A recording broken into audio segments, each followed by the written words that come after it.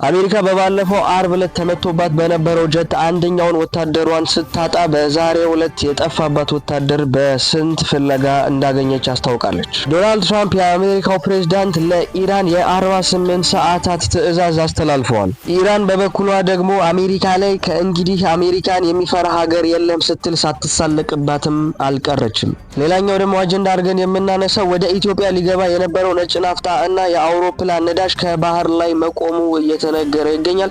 እነዚህንና ሰፋ ያሉ ነገሮችን እነግራችኋለሁ። ሰብስክራይብ በማድረግ ዩቲዩብ ቻናላችንን እንድትደግፉና የቤተሰባችን አባል እንድትሆኑ ጋብዛችኋለሁ። ዓለም ላይ በየዕለቱ የማይሰሙ ጉዶች የሉም።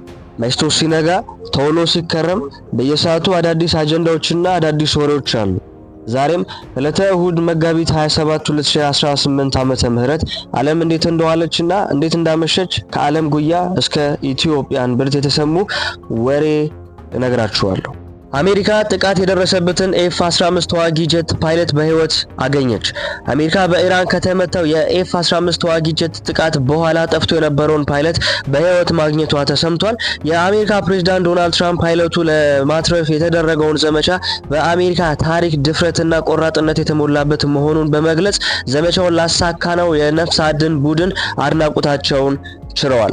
የኮሎኔል ማዕረግ እንዳለው የተገለጸው አብራሪው በመልካም ሁኔታ ላይ እንደሚገኝ ፕሬዝዳንት ትራምፕ በትሩዝ ገጻቸው አስታውቀዋል። አብራሪው ለአንድ ቀን በኢራን ተራሮች ስር ተጠልሎ መቆየቱን ጠቅሰው መጠነኛ ጉዳት እንዳጋጠመውና በቶሎ እንደሚያገግም ገልጸዋል። የነፍስ አድን ዘመቻውን ለማሳካት በርካታ የጦር አውሮፕላኖችን በስፍራቸው ተሰማርተው ለ24 ሰዓት ቅኝት ሲያደርጉ መቆየታቸውንም በዛው አያይዘው ገልጸዋል።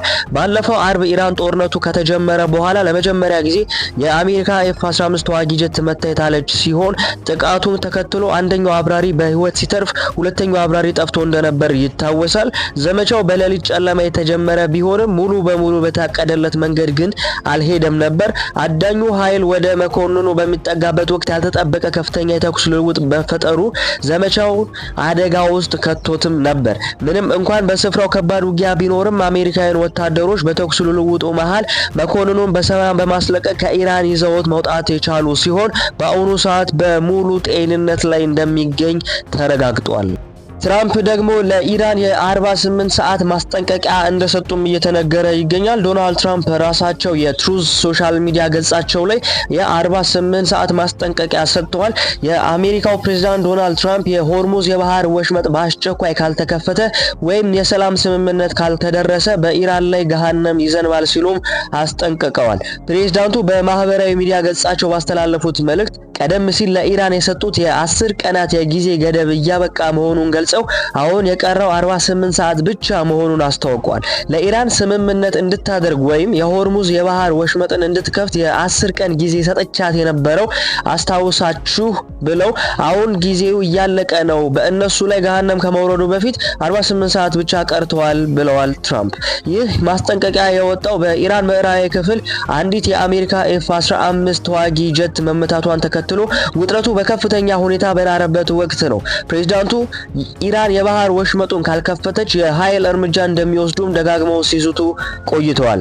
የሆርሙዝ የባህር ወሽመጥ ለዓለም ነዳጅ ንግድ ቁልፍ መተላለፊያ ሲሆን መዘጋቱ በዓለም አቀፍ የነዳጅ ዋጋና ኢኮኖሚ ላይ ከፍተኛ ተጽዕኖ እያሳደረም ይገኛል። የትራምፕ አስተዳደር ኢራን የቀረበላትን የ15 ነጥብ የሰላም ጥያቄ እንድትቀበል ግፊት እያደረገ ሲሆን የጊዜ ገደቡ እስከ ሰኞ ምሽት እንደ አውሮፓውያኑ አቆጣጠር ማለትም ሚያዝያ 6 ቀን 2026 ድረስ ይቆያል ተብሎም ይጠበቃል። ሌላኛውን ደግሞ እንደ አጀንዳ አድርገን የምናነሳው ነገር ቢኖር ምንድነው ኢራን አሜሪካ ላይ እንደ ስላቅ ነገር አፊዛለችም እየተባለ ይገኛል። መረጃው እነሆ። ከእንግዲህ አሜሪካን የሚፈራ ሀገር ይኖራል ብለን አናስብም ብለዋል ኢራን። የዓለም የንግድ መስመር በቁጥጥሯ ስር የዋለችው ኢራን በአሁኑ ወቅት በሆርሙዝ ወሽመጥ ላይ በወሰደችው አዲስና ድፍረት የተሞላበት እርምጃ የአሜሪካን ዓለም አቀፍ ተሰሚነትና የዶላር የበላይነት በይፋ ተገዳድራለች። የኢራን ከፍተኛ ባለስልጣናት እንደገለጹት አሜሪካ በሌሎች ሀገራት ላይ የምታሳድረው ተጽዕኖ አክትሞላታል። ለዚህም ማሳያ የሚሆነው በወሽመጡ የሚያልፉ መርከቦች ላይ የተጣለው አዲሱ የክፍያ መመሪያ ነው። ኢራን ማንኛውም በወሽመጡ የሚያልፍ የንግድ መርከብ ክፍያውን በአሜሪካ ዶላር እንዳይፈጽም ጥብቅ እገዳ የጣለች ሲሆን ይህም ዋሽንግተን በዓለም የፋይናንስ ስርዓት ላይ ያላትን የቁጥጥር አቅም አሽመድምዶታል። ይህ በታሪክ ታይቶ የማይታወቅ ውሳኔ በምዕራባውያን ዘንድ ከፍተኛ ድንጋጤ የፈጠረ ሲሆን በተለይ ክፍያው በቻይና መገበያያ ገንዘብና በዲጂታል ምንዛሬዎች ብቻ እንዲሆን መገደዱ አሜሪካን ከጨዋታው ውጪ አድርጓታልም እየተባለ ነው።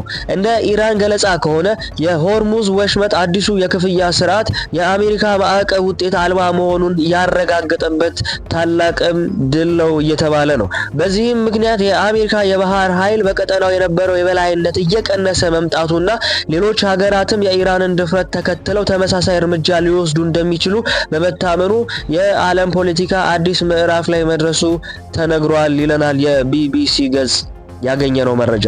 በዛሬው ዕለት ማለትም መጋቢት 27 2018 ዓመተ ምህረት ሌላኛው በሰበር ዜናነት የተነሳ የሚገኘው ሳውዲ አረቢያ ጠንካራ መግለጫ እንዳወጣች ነውና ሰበር ዜና ተብሎ የወጣው የሳውዲ አረቢያ ጠንካራ መግለጫ እንዲህ ይደመጣል። ሳውዲ አረቢያ ግዛቷንም ሆነ የአየር ክልሏን በማንኛውም ሁኔታ አሜሪካ በኢራን ላይ ለምትሰነዘረው ወታደራዊ ጥቃት ማገልገያ እንዲሆን እንደማትፈቅድ አስታወቀች። ዋና ነጥቦችን ደግሞ እንደዚህ አነሳቸዋለሁ።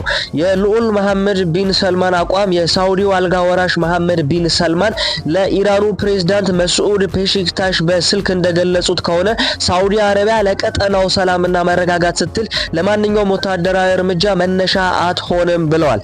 ሳውዲ አረቢያ እና የተባበሩት አረብ ኤሚሬትስ ወይም ዩኤኢ በተመሳሳይ ሁኔታ የአየር ክልላቸውን፣ የምድር ግዛታቸውን ወይም የባህር ክልላቸውን አሜሪካ በኢራን ላይ ለምታደርገው ጥቃት ላለመፍቀድ መወሰናቸው ተዘግቧል። የአሜሪካ ስጋት ደግሞ ይህ ውሳኔ በአካባቢው ግዙፍ የጦር ሰፈርና የሰው ኃይል ያላት አሜሪካ በኢራን ላይ ልትወስድ ያሰበችውን ወታደራዊ አማራጭ ይበልጥ ውስብስብ ያደርገዋልም እየተባለ ነው። ሌላኛው ነገር ደግሞ ዲፕሎማሲያዊ ፋይዳው ደግሞ ምን ሊሆን ይችላል ተብሎ በተነሳው ነጥብ ላይ ሳውዲ አረቢያ ይህንን ውሳኔ ያሳለፈችው ከኢራን ጋር የጀመረችውን የዲፕሎማሲያዊ ግንኙነት ለማጠናከርና አገሪቱ ወደማይፈለግ ቀጠናዊ ጦርነት ውስጥ እንደማትገባ ለመከላከል እንደሆነም ተመላክቷል። ይህ የሳውዲ አረቢያ አቋም በአሜሪካና በባህረ ሰላጤው ሀገራት መካከል ያለውን ስትራቴጂ ልዩነት በግልጽ ያሳየ ክስተት ሆኖ ተመዝግቧልም ይለናል ይህ ያገኘነው መረጃ ማለት ነው። አሁን ከዓለም አቀፍ ዜናዎች ወደ ሀገራችን ስንመለስ ወደ ኢትዮጵያ ሊገባ የነበረው 120,000 ሜትሪክ ቶን ነጭ ናፍጣና 60,000 ሜትሪክ ቶን የአውሮፕላን ነዳጅ የጫኑ 3 መርከቦች በባህረ ሰላጤ ቆመዋል እየተባለም ይገኛል። ይህ የሆነበት ምክንያትም በመካከለኛው ምስራቅ የተፈጠረው ጦርነት ነው ማለት ነው። በመካከለኛው ምስራቅ የተቀሰቀሰውን ጦርነት ተከትሎ የሆርሙዝ ሰርጥ በመዘጋቱ ምክንያት ወደ ኢትዮጵያ ይገባ የነበረው የ180,000 ሜትሪክ ቶን ነዳጅ የጫኑ 3 መርከቦች በአረብ ባህረ ሰላጤ ላይ መቆማቸውን የንግድና ቀጠናዊ ትስስር ሚኒስቴር አስታውቀዋል። ሚኒስቴሩ እንደገለጹት ከየካቲት 21 ቀን 2018 ዓ.ም ጀምሮ የዓለም የነዳጅ ዋጋ በከፍተኛ ሁኔታ ጨምሯል። በተለይም ከኩዌት መንግስት ጋር የነበረው የ60 በመቶ የነጭ ናፍጣና የ100 በመቶ የአውሮፕላን ነዳጅ አቅርቦት በጦርነቱ ምክንያት በመዘጋቱ መንግስት ለአጣዳፊ ግዢ ወይም ደግሞ ስፖት ማርኬት እንዲጋለጥ አድርጎታል ይላል። ይህ ከሀገራችን ያገኘነው የቢዝነስም የፖለቲካ መረጃ እና ይህንን መረጃዎችን እንዲሁም ደግሞ እነዚህን ወሬዎችን ለማዘጋጀት የተጠቀምኳቸው ድረገጾች አልጀዚራ፣ ቢቢሲ፣ ሮይተርስ እንዲሁም ደግሞ ሀገር በቀል የሆኑ የመረጃ ምንጮችን እነዚህን ዜናዎችን ለማግኘት ተጠቅሜያለሁ ማለት ነው። እናንተም ውድ አድማጮቻችን እነዚህ መረጃዎች ማግኘት የምትፈልጉ ከሆነ አልጀዚራን፣ ቢቢሲ፣ ሮይተርስን እንዲሁም ደግሞ ሌሎች የዓለም አቀፍ መረጃ ምንጮችን መጠቀም ትችላላችሁ። ውድ አድማጮቼ ዓለም እንግዲህ እንዲህ ነው የዋለችው። ከእንግዲህ እንዲህ አይነት ወሬዎችንና እንዲህ አይነት መረጃዎችን ማግኘት የምትፈልጉ ከሆነ ይህን ዩቲዩብ ቻናል ሰብስክራይብ በማድረግ ቤተሰብ እንዲሆኑ ጋብዛችኋለሁ እና የደውል ምልክቷን ከተጫናችሁ በየጊዜው የሚደርሷችሁ ዜናዎች እንዲሁም ደግሞ በየጊዜው የሚደርሷችሁ ወሬዎች ይኖራሉ ማለት ነው። ጤና ይስጥልኝ።